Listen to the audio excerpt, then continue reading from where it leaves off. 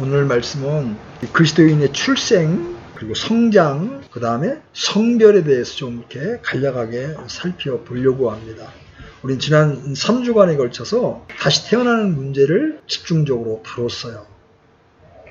성경은 자연인에게 구원받아야 될 필요성을 말씀하십니다. 사람이 한번 죽는 것은 정해진 것이요, 그 뒤에 심판이 있나니. 이 다시 태어남, 개역성경에 거듭남이라고 되어 있는 다시 태어남에 대해서 주님은 대단히 강조하셨습니다. 다시 태어나는 것이 그처럼 중요하고 필요하기 때문에 그런 거예요. 특히 요한복음 3장 7절에서 내가 네게 이르기를 너희가 반드시 태어나야 하리라 한 것에 놀라지 말라, 기이하게 여기지 말라, 이렇게 말씀하셨습니다. 자연인은 당신은 다시 태어나야 합니다, 이렇게 말하면 의아하게 생각할 수 있어요. 그런데 예수님은 말씀하시기를 다시 태어나야만 한다는 말에 대하여 이상하게 여기지 말라고 말씀하십니다. 제가 여러 번 반복해서 말씀드리면 영어 성경에는 이 must라는 조동사를 쓴다고. You must be born again. 너는 반드시 다시 태어나야만 한다. 다시 태어나지 않으면 안 된다는 말이에요. 자, 예수님이 이처럼 강조하신 이유가 뭐예요? 그것은 반드시 다시 태어나야만 하나님의 왕국에 들어갈 수 있기 때문에 그래요. 다시 태어나지 않으면 하나님의 왕국의 일이 무엇인지 알지를 못합니다. 그래서 모든 봉사와 헌신을 하기 전에, 또 하나님을 섬기기 위해서 각종 수고를 하기 전에 사람은 다시 태어나지 않으면 안 되는 거예요. 성경을 공부하고 전문적인 식을 쌓고 목회하고 교회에서 직분을 받아서 말씀대로 봉사했다 하더라도 다시 태어나지 못하면 하나님 앞에 연락되지 않는다는 거죠. 다시 태어나지 않은 사람은 하나님의 왕국의 일을 모르기 때문에 반드시 다시 태어나야 합니다. 다시 태어나지 않으면 하나님의 왕국의 일을 모른다고요? 이렇게 의문을 가질 수 있죠? 여러분, 성경이 그걸 입증해 줍니다. 여러분, 고린도전서 2장 14절 한번 열어보세요. 고린도전서 2장 14절 같이 한번 읽어보겠습니다. 시작. 그러나 본성에 속한 사람은 하나님의 영의 것들을 받아들이지 아니하나니 그것들이 그에게는 어리석은 것이니라. 또 그가 그것들을 알 수도 없나니 이는 그것들이 영적으로 분별되기 때문이니라. 대학 교수고 변호사를 할지라도, 이 세상에는 그렇게 학식이 많고 지식이 많은 사람이라 할지라도 하나님의 일들을 이해하지 못합니다. 사람이 다시 태어나는 것이 얼마나 엄중한 것인지는 주님께서 다시 태어남에 대해서 이렇게 심각하게 강조하신 주님의 말씀 가운데에서도 나타나 있습니다. 지난번에도 말씀드렸지만 진실로 진실로라는 이 강조, 요한복음에서 25번 언급되고 있는데, 이 최상급의 이 강조는 어떤 것이 확정되거나 혹은 확고히 하는 데 쓰이는 부사예요. 그리고 그 부사는 이어지는 말의 중요성을 한층 더 강조하고 있는 거예요. 이것은 어떤 다른 이의를 제기할 필요가 없음을 아예 딱 못 받고 있는 거죠. 당연히 그렇게 해야만 하는 당위성입니다.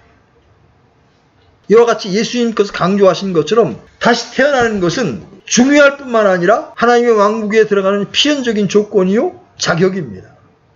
특히 니고데모와의 대화 가운데 3번이나 반복해서 진실로 진실로를 사용함으로써 주님의 마음의 간절함을 표현하신 거예요. 특히 예수님과 대화하고 있는 상대가 바리새인이요, 이스라엘 백성의 치리자요, 이스라엘의 율법 선생입니다. 나이도 지긋합니다. 자, 그런 사람에게 예수님이 너는 반드시 다시 태어나야 한다고 말했다면 이스라엘 밖의 사람이요 이방인인 우리로서는 더욱더 주의를 기울여야 하는 말씀이 바로 다시 태어나야 한다는 거예요. 대부분의 사람들이 교회에 다니는 것으로 만족하고 있습니다. 교회에서 성경을 배우고 봉사하는 것만으로 만족하고 있어요. 혹은 교회에서 행하고 있는 각종 집회에 빠짐없이 참석하면서 모이는 일에 열성적인 것으로 만족하고 있습니다. 성경에 대한 약간의 지식을 갖고 있는 것과 종교적 열심으로 하나님을 섬기고 있는 것으로 다시 태어남을 대체하려고 합니다. 그러나 예수님의 가르침을 통해서 어느 누구도 이런 열심과 봉사가 다시 태어남도 아니고 그 증거도 아니라는 사실을 우리는 깨달아야 합니다. 그러면 사람은 어떻게 해야 다시 태어납니까? 복음을 믿을 때 다시 태어납니다. 근데 이 복음이 뭐예요? 고린도전서에 의하면 이 복음은 성경 기록대로 예수께서 죽으셨고 묻히셨다가 성경 기록대로 다시 살아나셨다. 자, 근데 이 죽으신 분이 이 땅에 인간으로 오기 전에 그분의 선제가 뭐였어요? 바로 하나님이셨다. 말씀 하나님이셨다. 말씀 하나님이 이 땅에 인간을 구원하기 위해서 인간의 몸을 입고 오셨다. 이걸 성육신이라고 그래. 하나님이 육체로 오셨다. 그분이 죽으셨다. 십자가에서 피를 흘리시고 죽으셨다. 누구 때문에? 김준희가 대답해요. 누구 때문에 죽으셨다? 나 때문에. 우리로 도망가면 안 돼요. 나의 죄 때문에 죽으셨다. 그리고 실제로 땅에 3일 밤낮 묻히셨다가 3일 만에 살아나셨다. 그분이 살아나지 않으셨으면 하나님의 아들이라는 말도 뻥이 되는 거예요. 자, 이 사실을 믿으면 그때 성령님이 그 믿는 사람 안에 들어와서 죽었던 영을 살려주시는 거야. 그걸 다시 태어난다고 말해요. 마음으로 믿어 의에 이르고 입으로 시인하여 구원을 받느니라. 그러면 우리는 다시 태어나는 거예요. 근데 오늘은 다시 태어남에 대해서 말하려고 이 말씀을 시작한 게 아니죠? 자, 이제 출생한 여러분의 신앙에 대해서 이제 말하고 싶은 거예요. 이 다시 태어남은 대단히 중요한 것이지만 신앙의 출발점에 서는 것뿐이에요. 그렇죠? 성경은 신자에게 성장해야 될 것과 세상으로부터의 성별할 것을 요구하십니다. 여러분이 아이를 낳았다고 한번 가정해 봅시다. 부모로서 자식이 건강하게 그리고 지혜롭게 자라기를 바라는 것은 지극히 당연한 기대예요. 우리는 하나님께로부터 출생한 새로운 창조물입니다. 그래서 그리스도와 그분의 말씀 안에서 자라야 합니다. 자, 우리 베드로전서 2장 1절로 2절 펴보십시오. 베드로전서 2장 1절로 2절. 찾았으면 같이 읽습니다. 시작. 그러므로 모든 악의와 모든 교활함과 위선과 시기와 모든 비방하는 말을 버리고 새로 태어난 아기들로서 말씀의 순수한 젖을 사모하라. 이것은 너희가 그 젖으로 말미암아 성장하게 하려 함이라. 태어났죠? 태어났으면 이제 젖을 먹고 자라야 돼. 아기가 태어났는데 1년이 지나고 2년이 지나도 자라지 않고 말도 하지 못한다면 부모의 심정은 답답하기 짝이 없을 겁니다. 병원을 찾기도 하고 별의별 방법을 다 동원해 볼 거예요. 그런데 신기한 것은 영적인 출생으로 하나님의 자녀가 된 그 자신이나 그 자신의 자식들이 성장하지 않는 것에는 심각성을 느끼지 못한다는 거예요. 여러분 어때요? 육체적인 성장이 안 되는 것보다 더 심각한 게 영적인 성장인데 이거에는 별로 신경을 안 쓴다는 거예요. 또 아이들이 크면서 나쁜 아이들과 어울리면 전학을 시켜서라도 그들과 분리시키려고 하겠죠. 그죠? 그런데 영적인 면에서 이 세상에 부정한 것과 짝하고 있어도 아무런 감각이 없다는 거예요. 여러분, 성경은 우리가 얻은 구원을 어떻게 표현해요? 이 큰 구원이라고 표현합니다. 그리스도인이 된 지 벌써 연애가 되었음에도 불구하고 아직도 갓난아이, 미성숙 상태에 머물러 영적인 영양 실조를 갖고 있고 전진 대신 후퇴를 하고 있는 모습을 보일 때가 얼마나 많습니까? 다시 태어난 모든 그리스도인은 반드시 성장해야 합니다. 그리스도인의 생활은 은혜 안에서 자라나는 것이고 결코 후퇴하거나 그 자리에 머물러 있어서는 안 되는 거예요. 죄를 회개하고 다시 태어나는 것은 우리가 도달해야 될 궁극적인 목표에 이르는 긴 여정 가운데 겨우 첫걸음을 뛴 것에 불과한 겁니다. 하나님께서 어떤 사람을 구원하실 때 그분의 최종 목적은 그 사람을 완전히 주 예수 그리스도처럼 만드시는 거예요. 이에 대해서 바울은 로마서에서 다음과 같이 밝히고 있습니다. 로마서 8장 29절 펴보십시오. 로마서 8장 29절. 자, 같이 한번 읽어봅니다. 시작. 그분께서는 자신이 미리 하신 자들을 또한 예정하사 자신의 아들의 형상과 같은 모습이 되게 하셨나니 이것은 그분이 많은 형제들 가운데 처음 남자가 되게 하려 하심이니라. 하나님이 미리 아신 자들을 예정하셨어. 어떻게 되기로 예정하셨어? 자신의 아들, 여기서 자신의 아들은 예수 그리스도를 말하는 거야. 그분의 형상과 같은 모습이 되게 예정하셨단 말이야.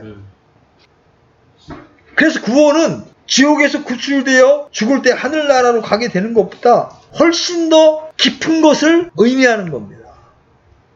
사실 지옥 가지 않고 천국에 가는 거는요, 구원에 뒤따르는 부산물, 일종의 보너스와 같은 거예요. 하나님께서 우리를 부르신 참 목적은 쓸모없는 죄인을 완전한 성도로 만드시는 거예요. 그렇다면 이제 그리스도인에게는 두 가지 가능성이 존재하죠. 하나는 구원받았으니까 끝. 구원이 전부야. 구원받았으니까 이제 다 됐다. 끝. 또 하나는 구원받고 and 또 뭔가가 있어. 뭔가 이루어야 될 것이 더 있어. 앞의 경우는 은혜로 구원받은 것에 만족하는 것이고, 후자는 구원 후에 자라서 승리와 기쁨과 섬김과 열매 맺음과 마지막으로 최후의 보상을 얻게 되는 것. 이것은 우리가 얻은 구원에 대해서 어떻게 반응하느냐에 달려있는 거예요.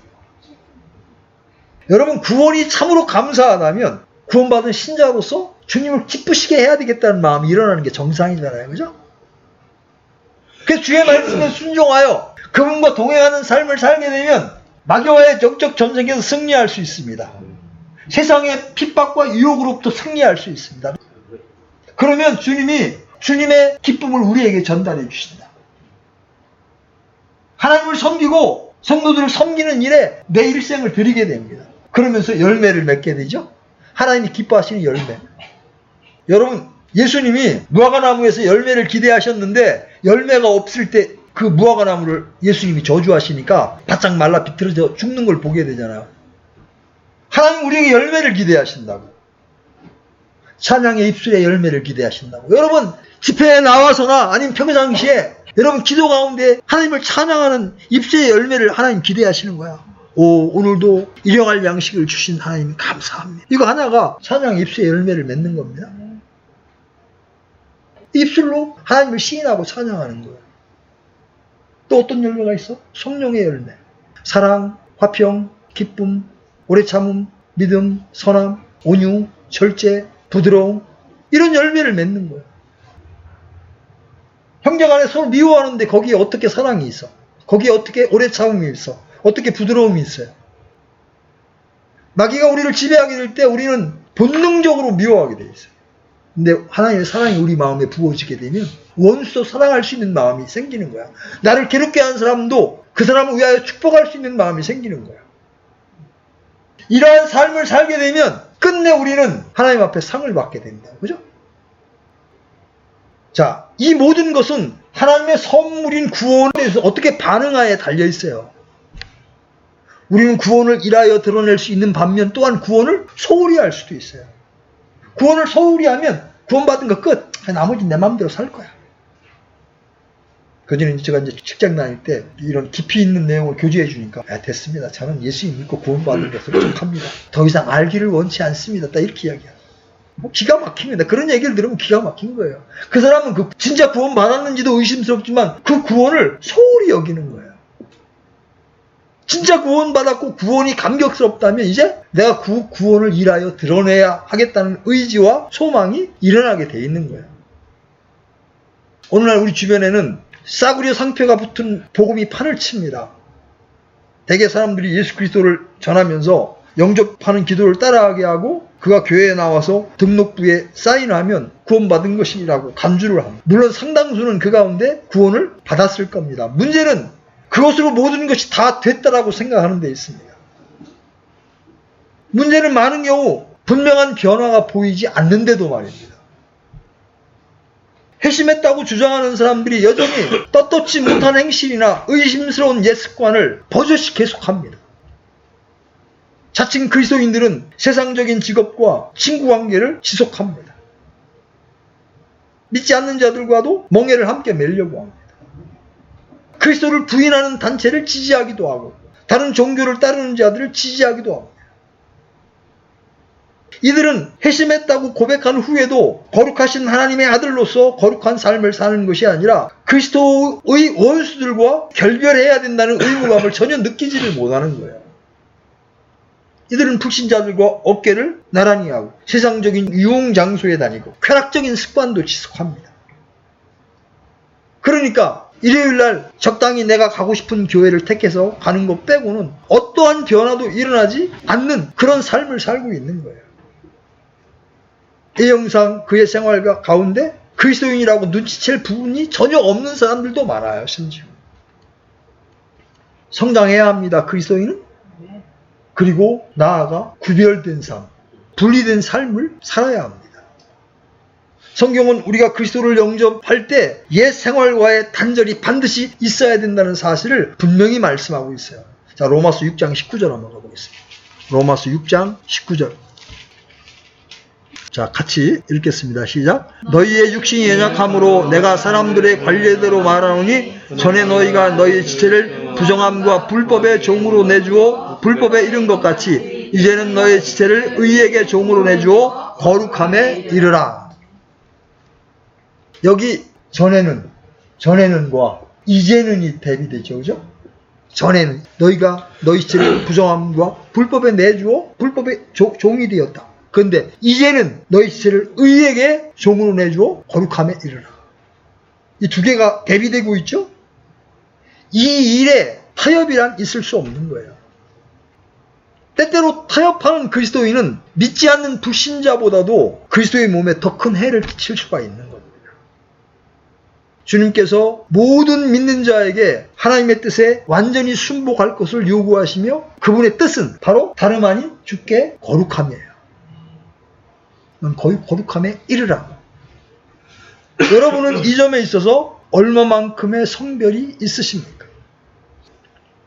처음에 구원받았을 때 열정과 기쁨, 죄인들을 향한 연민, 또 그리스도를 위해 타협이 없이 일어서고자 했던 그 거룩함, 이런 것들이 시간이 지나면서 나도 모르게 식어져 가고 나태해질 때가 얼마나 많습니까? 여기저기서 죄가 들어옵니다. 세상에 성분이 들어와서 점점 주님으로부터 미끄러져 나태해지기 시작합니다. 이 땅의 육신의 삶과 적당히 타협하고 미지근한 신앙에 빠져들게 됩니다. 심각한 거죠. 바로 이런 사람들에게 히브리서 2장 1절의 말씀은 가장 적합한 처방을 내리고 있어요. 한번 열어보십시오. 히브리서 2장 1절. 찾으셨으면 같이 읽습니다. 시작. 그러므로 우리는 마땅히 우리가 지금까지 들은 것들에 더 열심히 주의를 기울여야 하리니 이것은 언제라도 그것들이 우리에게서 빠져나가지 못하게 하려 함이라. 여러분, 우리가 들은 것들이 빠져나갈 수 있다는 거예요? 없다는 거예요? 있다는 거예요. 순식간에 빠져나갑니다. 그래서 어떻게 해야 돼? 더 열심히 주의를 기울여야 된다. 우리가 지금까지 들은 것들에 더 열심히 주의를 기울여야 한다. 여러분들이 성경을 부지런히 읽어야 되는 이유가 뭐예요? 계속 빠져나가기 때문에 다시 그 말씀을 새롭게 하기 위해서 주의를 기울여야 된다. 여기 마땅이라는 표현이 나오죠? 마땅히 주의를 기울여야 된다. 우리 가운데에는 두 종류의 그리스도인들이 있습니다. 자, 보세요. 그리스도인들 중에는 두 종류가 있는데 바울은 이들을 육신에 속한 자들과 영에 속한 자들로 나눕니다. 여기 육신에 속한 자들이란 사람을 따르는 자들이고 영에 속한 자들이란 그리스도를 따르는 자들. 사람과 사람의 생각을 따라 움직이는 자들이고 영에 속한 자들은 그리스도와 그분의 말씀을 따라 움직이는 자들이에요. 그러므로 그리스도인들 가운데에는 승리하는 자들이 있는가 하면 항상 패배하는 자들도 있습니다. 따라서 겨우 구원받아서 영원한 생명만 얻은 그리스도인들이 있는가 하면 더욱 풍성한 생명을 얻는 형제들도 있습니다. 근데 주께서 오신 목적은 양들이 생명을 얻게 하려는 것인데 그 생명엔 두 가지가 있음을 친히 주님께서 말씀하고 계세요. 자, 요한복음 10장 10절 한번 열어봅니다. 요한복음 10장 10절.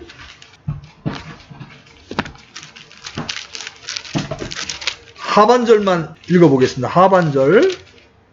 자, 내가 온 것은 양들이 생명을 얻게 하고 또 생명을 더욱 풍성히 얻게 하려 함이라. 그러므로 그리스도인들에게는 단순히 생명을 가진 사람이 있고 또 다른 사람은 더욱 풍성한 생명을 얻은 사람들이 있습니다.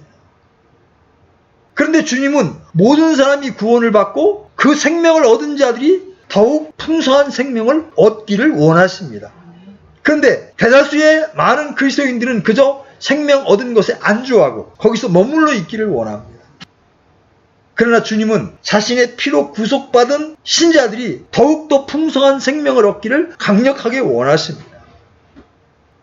주님은 이러한 유의 말씀을 복음서 곳곳에서 말씀하십니다. 나를 믿는 자는 성경 기록이 말한 것 같이 그에 배에서 생수의 강들이 흘러나오리라. 단지 자신의 목만 갈증을 면하고 다른 사람들의 갈증을 씻어줄 수 없다면 풍성한 생명을 가진 자가 아닌 거예요. 다른 사람에게 생수를 공급할 수 있는, 생명의 말씀을 공급할 수 있는 자가 풍성한 생명을 가진 자가 되는 거예요.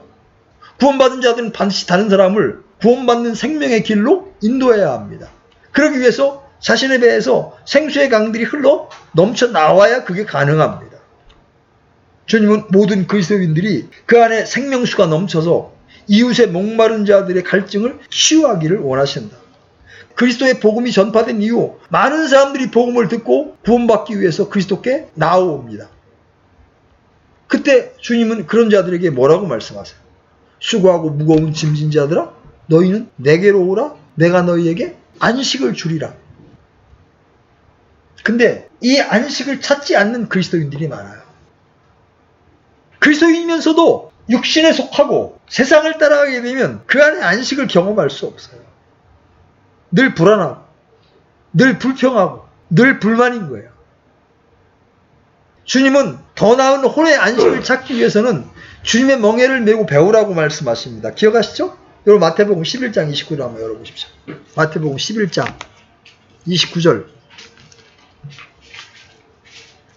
같이 읽겠습니다. 시작. 나는 마음이 온유하고 겸손하니 너희 위에 내 멍에를 메고 내게 배우라. 그리하면 너희가 너의 혼을 위한 안식을 찾으리니. 자, 이런 말씀을 들은 뒤에 실제로 그분의 멍에를 메고 그분께 배우면서 섬김과 순종을 살아서 참된 안식을 경험하는 그리스도인들이 있는가 하면 이 멍에가 부담스러워서 도망가는 거예요. 그렇게 되면 절대로 우리는 참된 안식을 배울 수가 없어요. 하나님은 여러분 모두가 이런 삶을 살기를 원하십니다. 주님의 멍에를 메고 주님께 배우는 그리스도인들, 즉 자신의 삶을 적극적으로 하나님께 내어 맡긴 자들은 소수이긴 하지만 하나님은 이들을 통해서 당신을 나타내기를 원하신다는 거죠. 그리고 그런 삶을 산 자들에게 하나님께서 나중에 보상을 약속하고 계신다는 거예요. 하나님께서 어느 정도 사용하셨던 모든 하나님의 종들은 이 하나님의 부르심에 응답했던 사람들입니다. 내 멍에를 메고 나를 따르라. 하나님은 사람들을 두 번 부르세요. 사람들에겐 두 가지의 부르심이 있어요. 첫 번째 부르심은 바로 구원받기 위하여 그분께 나오라는 부르심입니다. 또 하나는 그분의 뜻에 완전히 자신을 들여 순복하라는 부르심입니다. 많은 그리스도인들이 여기서 끝쳐버립니다. 이 두 번째 삶이 바로 더욱 풍성한 생명을 얻는 삶입니다. 혼의 안식을 찾는 삶입니다. 만약 우리가 섬김의 기쁨을 알고자 한다면 하나님께서는 우리에게 희생과 순종을 요구하십니다. 오늘날 그리스도인들이 이 땅에서 지금 그분을 섬기는 기쁨을 누리지 못하고 살아간다면 그리스도의 심판석에서도 충만한 기쁨의 보상을 얻지 못할 거예요. 이제 우리는 하나님께서 자신의 말씀으로 우리가 분리된 삶을 살도록 권면하시는 말씀에 귀를 기울여야 합니다. 자, 여러분 빌립보서 2장 15절로 16절 열어봅니다. 빌립보서 2장 15절로 16절. 자, 같이 읽습니다. 시작. 이것은 너희가 흠이 없고 무해한 자 곧 구부러지고 비뚤어진 민족 가운데에서 책망받을 것이 없는 하나님의 아들들이 되게 하려 함이라. 그런 민족 가운데에서 너희가 세상에서 빛들로 빛내며 생명의 말씀을 제시하나니 이로써 나는 내가 헛되이 다름질하지 아니하고 헛되이 수고하지 아니한 것에 대해 그리스도의 날에 기뻐하리라. 여러분이 분명 구원받았음이 틀림없다면 책망받을 것이 없는 하나님의 아들로서 세상을 밝혀주는 빛이 되어야 합니다. 하나님을 기쁘시게 하는 유일한 삶은 구별된 삶이에요. 그래서 바울은 우리에게 다음과 같이 간청합니다. 여러분 고린도 후서 6장으로 한번 넘어가 보십시오. 고린도 후서 6장. 먼저 6장 14절 보십시오. 같이 읽습니다. 시작. 너희는 믿지 않는 자들과 더불어 공평하지 않게 멍에를 같이 매지 말라. 의가 불의가 어찌 사귀겠느냐. 빛과 어둠이 어찌 친교를 나누겠느냐. 17절도 내려가 보십시오. 17절. 주가 말하노라. 그러므로 너희는 그들 가운데에서 나와 분리하고 부정한 것을 만지지 말라. 그리하면 너희가 받아들여지리라. 자, 7장 1절도 가보십시오. 7장 1절. 시작. 그러므로 극진히 사랑하는 자들아, 우리가 이 약속들을 가졌은즉 하나님을 두려워하는 가운데 거룩함을 완전히 이루어 육과 영의 모든 더러움에서 우리 자신을 깨끗하게 하자. 이게 우리에게 구별된 삶을 요구하시는 하나님의 뜻입니다. 자, 이러한 삶을 우리가 살지 못하고 있다면 여러분들이 반드시 이러한 삶을 살기 위해서 기억해야 할 것이 있습니다. 이런 삶을 살기 위해서 반드시 우리가 알아야 될 게 뭐예요? 성장하고 구별된 삶을 살기 위해서 반드시 알아야 될 게 뭐냐면 그것은 그분의 극진한 사랑입니다. 우리의 구원을 위해 엄청난 대가가 치러졌다는 사실을 여러분이 알아야만 여러분이 구별된 삶을 살겠다는 마음이 일어나는 거예요. 하나님께서 세상을 이처럼 사랑하사 그분의 독생자를 주셨으니 보세요. 죽으실 수 없는 거룩하신 하나님께서 이 땅에 인간의 몸을 입으시고 오셔서 불의한 우리를 위해 죽으셨습니다. 의로운 분으로서 불의한 우리를 위하여 죽으신 거예요.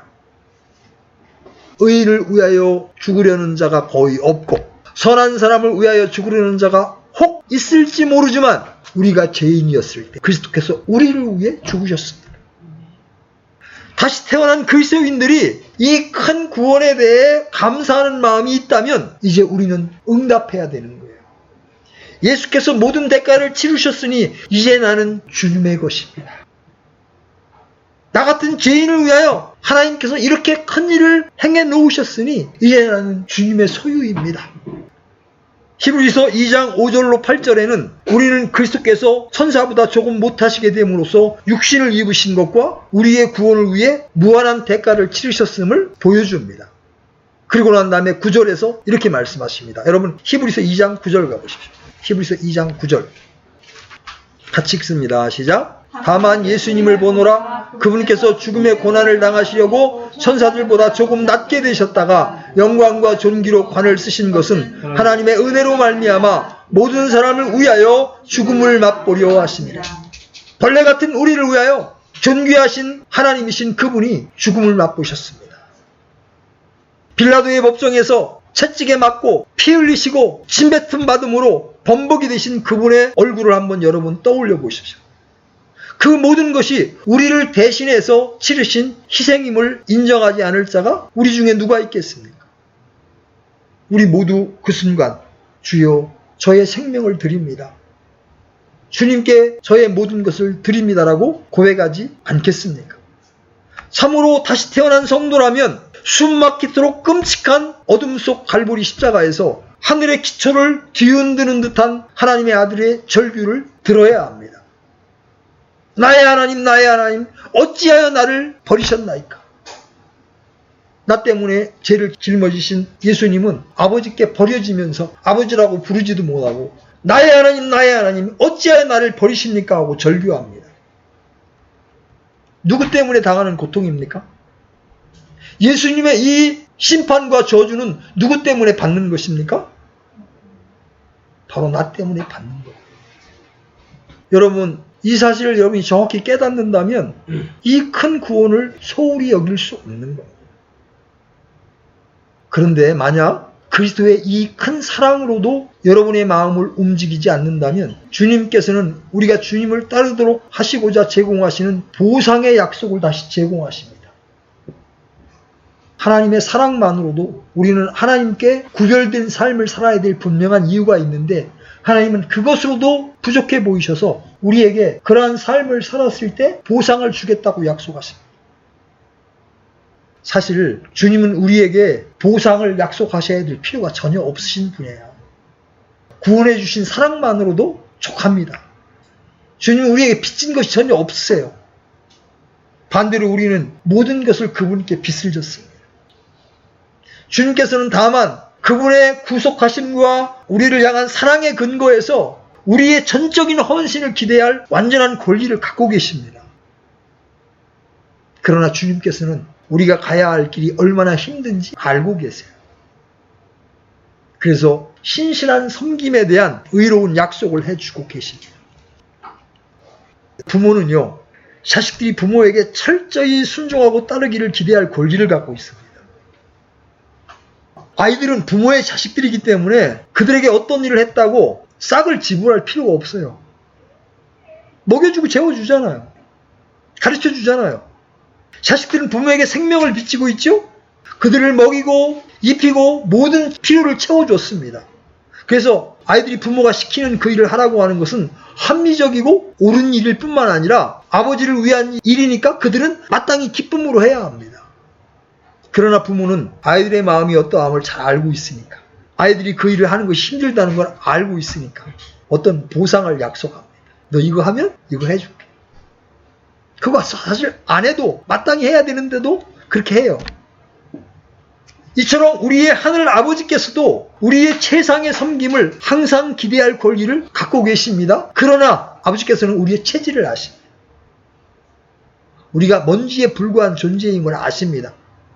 우리가 육신과 자아와 싸울 때 쉽게 지치고 심지어 주님을 섬기는 일에서도 그러하다는 것을 알고 계시기에 주님께서는 우리의 신실한 섬김에 대한 보상을 약속하고 계십니다. 여러분, 주님을 섬기면 우리에게 하나님이 영광을 약속하고 계시죠? 이 땅에서 주님으로 인하여 고난을 받으면 영광으로 갚아주겠다고 약속하고 계신다. 이 보상이 얼마나 놀라운 것인지를 알면 헌신하지 않을 이유가 없는 거예요. 우리가 신실한 삶을 살지 못하고 있다면 이 두 가지를 기억해야 합니다. 더 나아가 여러분이 기억할 것이 있습니다. 하나님이 이렇게 권면하고 이런 사랑을 베풀고 이런 보상을 약속하고 계신데도 끝까지 돌이키지 않게 되면, 지속적으로 불순종하면 주님의 징계가 뒤따라올 수 있습니다. 계속해서 사랑의 권면에 순종을 거부하는 자들을 바로잡기 위해서 주님께서는 때때로 곤고함을 허락하실 수 있습니다. 질병을 허락하시기도 합니다. 죽음을 마지막으로 처방하시기도 합니다. 하나님께서는 계속해서 불순종하는 것보다 지상에서의 육신의 삶을 마감하도록 하실 수 있습니다. 이런 까닭에 너희 가운데 약한 자와 병든 자가 많고 잠드는 자도 많도다. 만일 우리가 우리 자신을 판단하려 하면 판단을 받지 아니하려니와 우리가 판단을 받으면 우리가 주께 징계를 받았나니 이것은 우리가 세상과 함께 정죄받지 아니하게 하려 함이라. 계속 반역을 지속하는 경우 이 고의적인 죄에 대해서 하나님께서는 더 이상 간섭을 중단하시고 이 모든 것에 대해서 그리스도의 심판석에서 판결을 내리실지 모릅니다. 하나님도 우리에 대해서 포기하시는 때가 있습니다. 결국 하나님으로부터 버림을 받게 되는 거예요. 그런 사람들의 일은 그리스도의 심판석에서 다 타버릴 것이고 보상을 잃어버리게 될 겁니다. 그들은 구원을 받되 불에 의해 구원을 받게 될 겁니다. 그리스도의 보배로운 피로 구원받고도 믿음과 선한 양심을 버리고 파선한 사람들이 이 땅에 육신을 가지고 사는 그 자체가 하나님의 영광을 가리는 것이므로 하나님은 때때로 그 육체를 사탄에게 넘겨줄 수도 있어요. 그들은 구원받고도 고의적인 죄를 지으며 사망에 이르는 죄를 범한 자들입니다. 바울은 디모데에게 편지하면서 믿음과 선한 양심을 붙들라 어떤 자들이 그것을 버리고 믿음에 관하여는 파선하였느니라. 그 중에 후메네오와 알렉산더가 있는데 내가 그들을 사탄에게 넘겨준 것은 그들이 배워서 신성 모독하지 못하게 하려 함이라. 두려운 거죠. 하나님께서는 자신의 백성을 깨끗하게 하실 것을 원하십니다. 만약 이 땅에서가 아니라면 그리스도의 심판석에서 불에 의해 회개하지 않는 죄들을 태워버리실 겁니다. 그리하여야 거룩하신 아버지 앞에 설 수 있기 때문에 그렇습니다. 마지막으로 그리스도의 심판석을 기억하셔야 합니다. 여러분이 구원받은 것이 확실하다면 그리스도의 심판석 앞에 서는 것도 확실합니다. 자, 여러분 스스로 점검해 보십시오. 과연 나의 오늘의 삶은 하나님을 기쁘시게 해드리고 있는가? 그렇지 않다면 즉시 주님께 나와 여러분의 나태함과 불법과 죄를 회개하고 완전함을 향해 나아가야 합니다. 혹시 이 큰 구원을 소홀히 여기면서 살아오고 있지는 않았습니까? 여러분 믿음의 생활에 전진이 있었습니까? 세상과 구별된 삶을 살았습니까? 그것이 없다면 여러분은 이제 여러분의 마음을 돌이켜서 다시 허리끈을 졸라매고 승리하는 삶을 위해서 경주를 시작해야 합니다. 경주를 시작하기 위해서 여러분들이 주목해야 될 말씀이 히브리서 12장 1절로 2절의 말씀이에요. 히브리서 12장 1절로 2절. 자, 같이 읽습니다. 시작. 그러므로 증인들이 이렇게 큰 구름을 이루며 또한 우리를 둘러싸고 있으니 모든 무거운 것과 너무 쉽게 우리를 얽어매는 죄를 우리가 떨쳐버리고 인내로 우리 앞에 놓인 경주를 달리며 우리의 믿음의 창시자여 또 완성자이신 예수님을 바라보자. 그분께서는 자기 앞에 놓인 기쁨으로 인해 십자가를 견디사 그 수치를 멸시하시더니 이제 하나님의 왕좌 오른편에 앉으셨느니라. 저와 여러분에게 승리의 삶을 위한 길이 있습니다. 첫째는 여러분의 삶에서 여러분이 알고 있는 모든 죄와 의심스러운 모든 것들, 그리고 여러분을 짓누르는 찜, 무거운 것들, 얽매는 모든 것들을 여러분들이 내려놓는 겁니다. 그리고 그것들을 철저하게 고백하시고 버리는 겁니다. 여러분 그 죄의 짐을 벗어놓지 않고는 경주할 수 없어요. 여러분 육상 선수들 봐요. 요새는 이 몸에 조금이라도 무거운 게 있지 않으려고 남자든 여자든 육상 선수들은 그야말로 아주 치부만 가리는 그런 옷들을 입고 뜁니다. 신앙에 방해가 되는 것들을 내려놔야 그것이 여러분의 취미든 김주원이 같은 건 게임이 지금 완전히 무거운 짐도 보통 무거운 짐이 아니죠. 내려놔야 합니다. 이 무거운 걸 내려놓는 게 첫 번째고 무거운 짐을 내려놓는 거. 그런 다음에 두 번째, 이제 여러분의 눈을 예수님께 고정하십시오. 예수님을 바라보자. 왜 예수님을 바라봐야 돼요? 그분은 자기 앞에 놓인 기쁨으로 인해 십자가를 견디고 그 수치를 멸시하셨습니다. 예수님조차 그 수치를 멸시하셨다. 십자가를 견디셨다. 그 예수님을 바라보십시오. 여러분의 삶에서 겪게 될 모든 경험을 현재의 희생과 고난의 관점이 아니라 미래의 영광의 관점에서 해석하십시오. 지금 내가 이런 고난을 겪고 있지만 나는 장차 주님 앞에 비교할 수 없는 영광으로 내가 받게 될 거야. 주님은 우리의 본이 되시기 때문에 우리는 본이 되신 그분을 따라가야 합니다. 이러한 삶을 살아가게 될 때 이 땅에서 우리는 어느덧 주님을 닮아가게 될 것이고 주님이 예정하신 것처럼 복된 모습으로 주님 앞에 서게 될 거예요. 그때 우리의 부활의 영광은 그런 삶을 살지 않았던 사람들과 비교할 수 없는 영광으로 빛나게 될 것입니다. 우리 모두가